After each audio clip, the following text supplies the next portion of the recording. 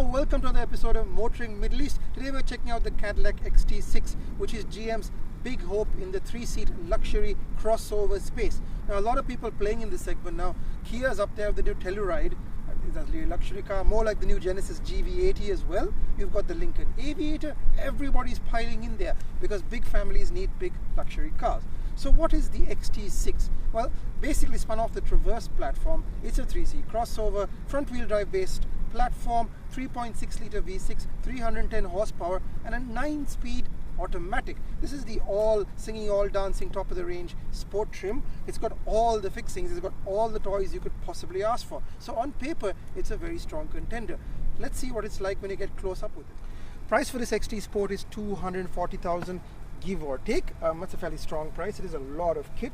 We've got a fairly handsome body here. You can see the Traverse signs, and I would like it to be slightly longer. It is quite short windshield to axle ratio, but it is a front wheel drive platform, so the looks undeniably occasionally suffer. It's fine, it's handsome, but slightly anonymous.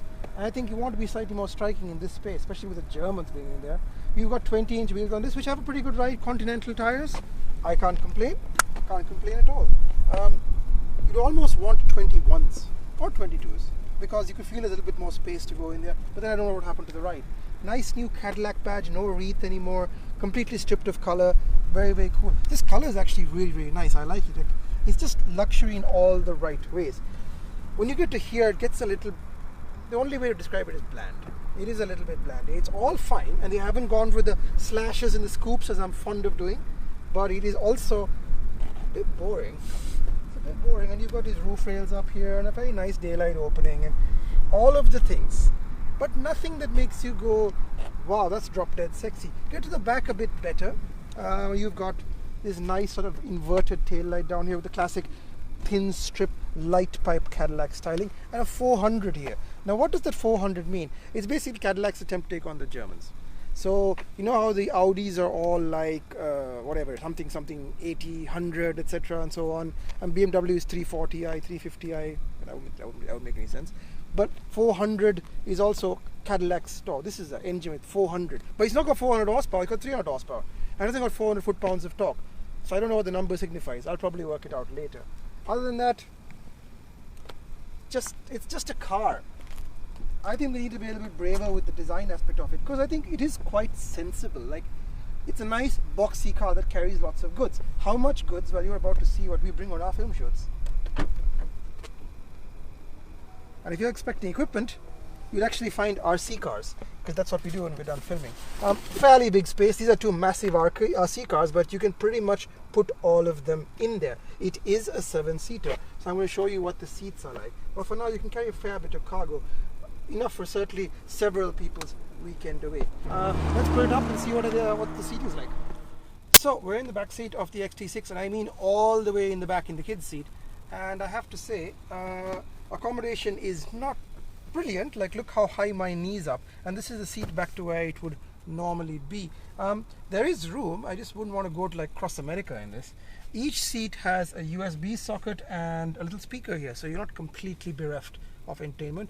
You don't have anything on the headrest or whatever, but you do have an AC vent as well, so you won't die.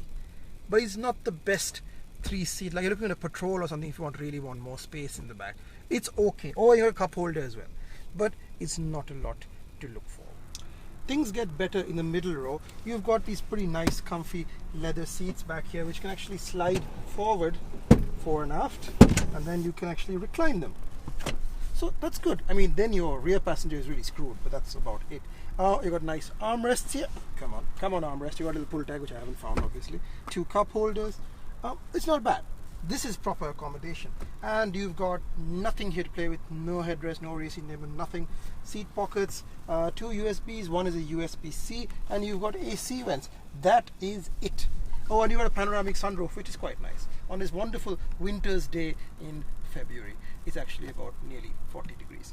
So yeah, oh, you know what I would like in the back? I'd like ventilated seats in the back. I'm sure GM has the manpower, the technology to make it happen, but I would like ventilated seats, because people in the back also get sweaty, and nobody wants to see a sweaty rear seat passenger. They get very cranky. In the front, the same Cadillac interior treatment that we saw in the XT4, which is a really good car, right? Except slightly bigger. They've gone for this kind of yellow tinge. I don't know if you can see it on the carbon fiber. It really stands out. It's not your typical sort of grey carbon fiber. Nice leather appointment here. I'm going to keep your armrest. Pretty much the same things. Comfy seats. I got no complaints about the seats at all. Good instruments. You can come and see them here. You've got analog dials. And I just want to point out, analog dials are a good thing because nobody wants digital dials. They say they do, but they don't. Controls are okay, pretty straightforward. They're swapped in that American way, so you've got volume here and you've got cruise control over here. And there's no obvious button for picking up a call. Ending a call, yes. Picking up a call, no. Otherwise, incredibly well laid out. Equipped car, by the way. Pretty much every option you could ask for. Heated and cooled seats. No massage, but otherwise you're pretty much golden. Dual zone climate control, of course, one zone for the back as well. Multiple modes for four-wheel drive. The GM gear stick here, which is easy enough to operate. Pretty much the usual BMW clone. Two big cup holders and a redundant set of controls here. So, oh, this is where your call button is. Okay, now I know. Something's happened. Go away. Stop beeping. It's the American car. Usual knobs here. This is for music, navigation. So all your typical shortcut stuff. You've got AC down here, and these all have hard buttons, so no more the touch nonsense anymore. Let me start the car. It'll work. If you look at the main screen, they've got the new queue system, and you'll probably immediately see what the problem is. It picks up smudges like a move. Something that I shouldn't say. It is quite smudgy and hard to see. I'm not a big fan of it after about 2 days. Then you got to give it a wipe. Otherwise, they've made a really good job, Cadillac. They've really fixed this. Before it was just slow and kludgy and just a pain to use, but now it's crisp and fast and elegant. They've gone with a very Microsoft style interface, but I've grown to like it. Is it as good as the almighty Uconnect? It's very close now. It's very close. I would say FCA should be very worried. AC is pretty good. I won't know till we get to high peak of summer, but it seems pretty okay. Sound quality is excellent. This is a Bose Performance series. Other than that, nothing much to really complain about. All the standard features and options, 360 camera, etc. And you've got the pano sunroof. Oh, and you've got this thing up here, which is probably the most exciting thing, which is this rear view camera. You can zoom in or stay out. So I'll show you the zoom in. Can you see it, camera person? So you can actually zoom in. Another very cool thing about this camera is in the dark, you can see into cars. Even if they have heavy tint, it can actually see into cars. It's also got a flipped on mode, which just turns into a normal mirror. So that's normal mirror, camera. I don't know how I feel about this. I like the mirror, normal mirror. I like the electronic mirror, but it's a bit hard to focus your eyes. So it takes some getting used to. Either you'll commit to it or you'll never use it again. But the good thing is you don't have to choose. You can just pick whichever one you like. Other than that, nice seating position, all good things. Nothing to really complain about. But there is something that kind of bugs me about this car. And now that we're on to the driving bit, I'll tell you what it is. So what's my main issue with the XT6? I suppose the big problem I have with this car is that it doesn't really feel like a Cadillac. It doesn't feel like they've understood luxury. The Traverse that it's based on is a really good car, and I think a really practical car, and this car just melts into the background of your life. But it doesn't feel like something that's making me drawn to it based on either the brand or the energy of the car or the luxury aspect of it. It's comfortable, don't get me wrong. I've got a good seating position. I can see for miles. I've got a good sound system, so that's a huge plus. There's nothing objectively wrong about this car. Well, there are a few things. I'll tell you one thing as I try not to take off this gentleman here in his patrol. He's going off into the distance. I think he's chasing a camel. Let's see. Nice snarl from the V6. I like it. 300 horsepower. It gets up and goes. And fuel economy is not too bad at 9.3 kilometers per liter. I think that's something liters per 100. The 9-speed auto is really good. Like they've really figured out their automatic now. Before the GM automatics were all a bit too slow and a bit mushy, but this thing super sharp. Revs a lot higher than I'm used to. Like generally around 3,000-4,000 RPM, but it's really fast shifts, like bang. Brakes okay, steering reasonably well weighted. I think GM's done a good job with the suspension. Cannot complain at all. Look what's happening over here. There's always something happening over here.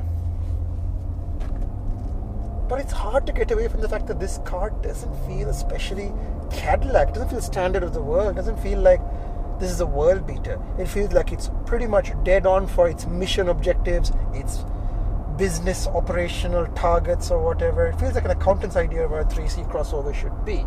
And I think the Aviator, etc., is going to get a really hard time because the new Lincolns are amazingly good to drive, feel good, and all of that, and they feel bespoke.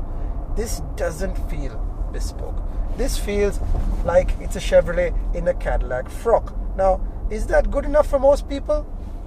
Maybe that's all you're after. And the price is really good. I think 234,000 dirhams. I think that's a sensationally good price. And it's if you're crossing huge distances, like you're going to Saudi, for example, excellent car. Even the sound ending isn't too bad. You get that, well, again, a bit of torque steer. You get that torque steer feeling as well. So if I put it into all-wheel drive sport, does it go away? Yeah, it goes away largely. But what it doesn't go away is that this is no mean handler. Like you're tucking into a corner now. Ooh, no, maybe not. Yeah, it's no corner carver. So it's good. It's just not exceptional. And I think in this market you need something that really draws people. The whole car feels like that classic B plus student. However, if you don't want a Tahoe to cross from Dubai to Saudi or Dubai to Bahrain or whatever it is, this is a much better alternative because it's much better on fuel than one of those big V8 guzzlers. Although, to be honest, the new Chevys are going to be pretty good as well, so I shouldn't say anything. It's a nice car, just not blown away. And that sort of dullness permeates the entire car. It's a shame. I think there's versions of this out there that GM probably wants to build that are really, really going to blow me away, but this isn't it. But it is a very well priced car, and I think anybody who buys it will be happy with it. I just don't know if they'll remember it in 10 years. That's my take on the XT6.